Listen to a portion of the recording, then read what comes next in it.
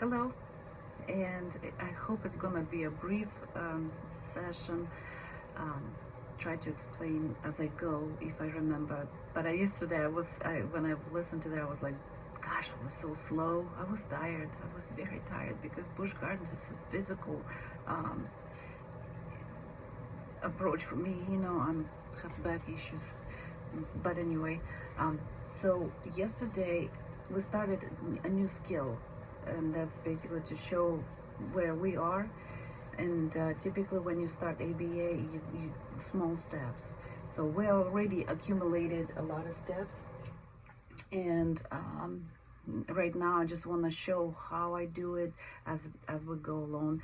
I'm showing the layers that we've accomplished, established, what we're working on, and how I change certain things, how I add certain things. And I said, when you teach them wrong, then you have to teach them right way. It's a little extra step that you have to take, but in some cases you do. And then we're teaching many skills now. We're working at this, different goals. And what I come up with my Busch Gardens map, and we established he likes the Busch Gardens, he likes to go there, and I'm using that environment so he can learn things, new things. And yeah, Busch Gardens is absolutely fun, don't get me wrong, I love it too.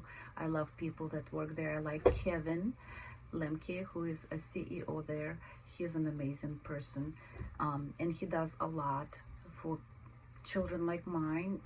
They have like autism awareness program.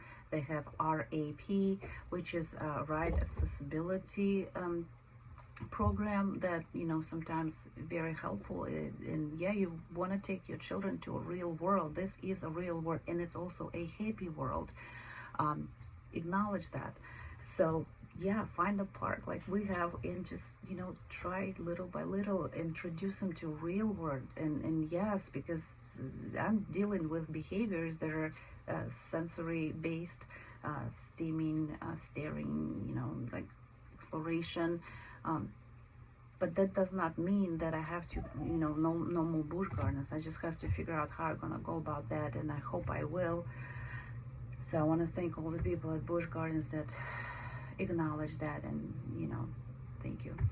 Now, when I teach my Busch Gardens map, for example, what I'm teaching him, well, something like basically get oriented when he's in the park, going from walking around, then transfer it to the map. But think about that. And I always try to analyze things, why it worked, why it didn't work, what do I do then?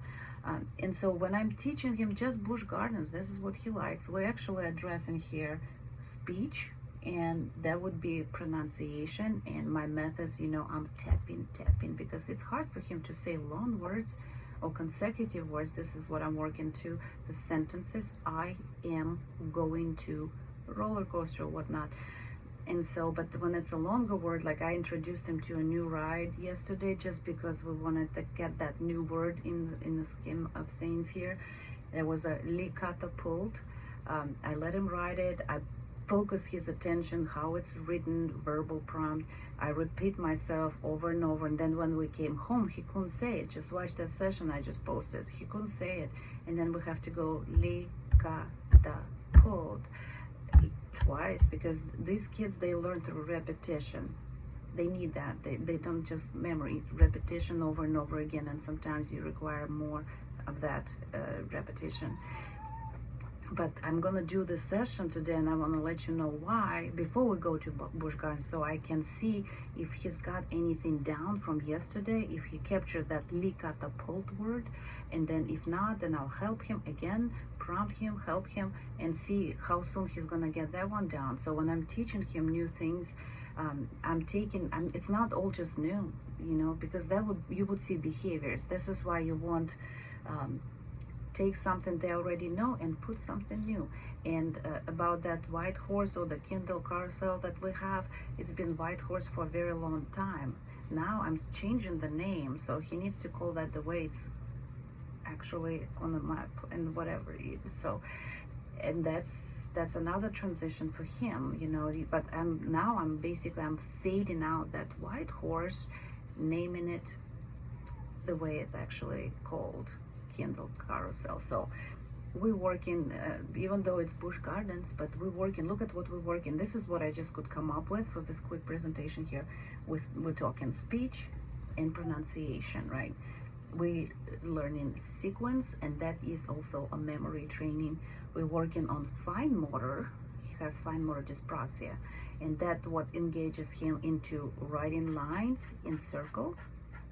And I started hand over hand because I wanted him to know what I want from him. He can do circle, but I want him to do that circle on the map now. And we started hand over hand. Then I will fade that out and let him do it independently.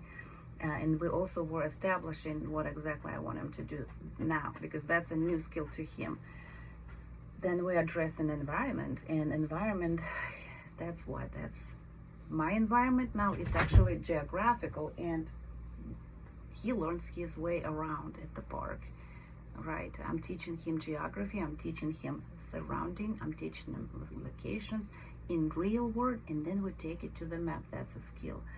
And then we also work on reading, because when I introduce him to new words, he has to read. So just think how many things I'm pulling into that 8-minute session, which is very short.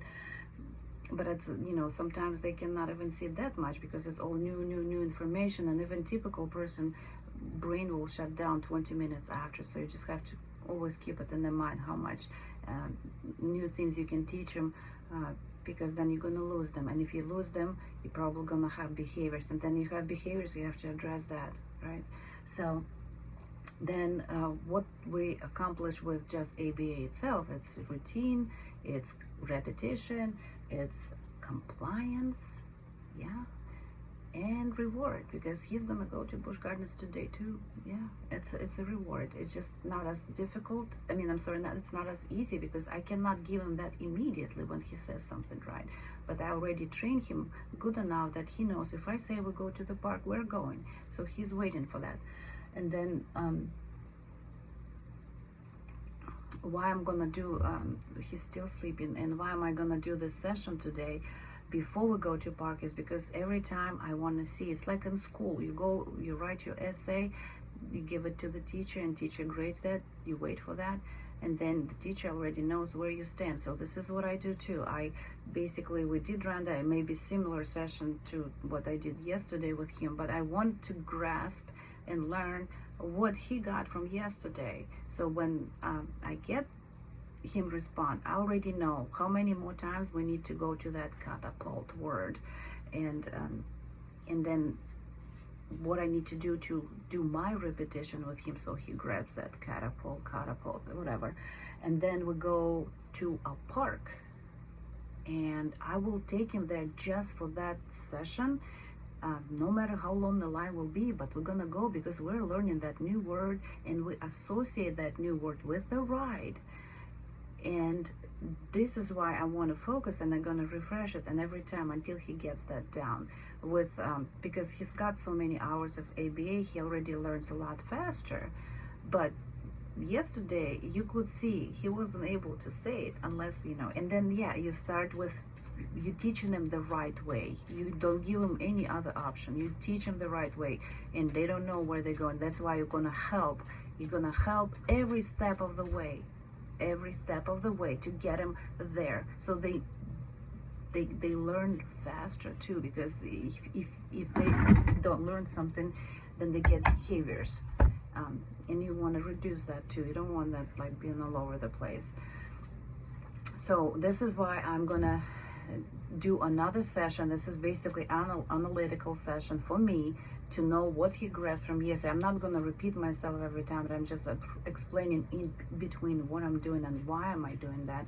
So then when we go to the park, we're going to address where he's going to miss this morning, what he did not say. I also will know what he got, what he learned, and then we just go from there. So this is basically just kind of establish baseline. That's a step, and then we go and build on that today.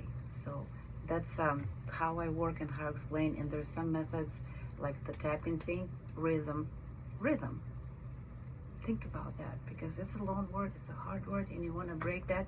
And when you do, let's say with a child, you're just learning to say, make sounds and stuff, you go like cat, one tap. Then you go dog, one tap and slow. Then you fade out the speech and whatever. But then you go to monkey. Then you go to kangaroo. That's already 3 taps. Kangaroo, kangaroo, and you repeat yourself over and over again until they get it. Right? That's not an easy thing for them, but there are ways, as I say, and this is my discovery, and that works for me too. So I hope I'll share that with you. And I already explained why I'm going to do this session, so you can see with me where he's at from yesterday, and then we'll pick it up from that point, take it to the park, and do it all over again. I'm just going to change a few sequences. From yesterday we had that, right? We're going to keep that Lee catapult in there too, because there's a new one and we'll learn about it, and then we'll put my session maybe later. So talk to you soon. Bye.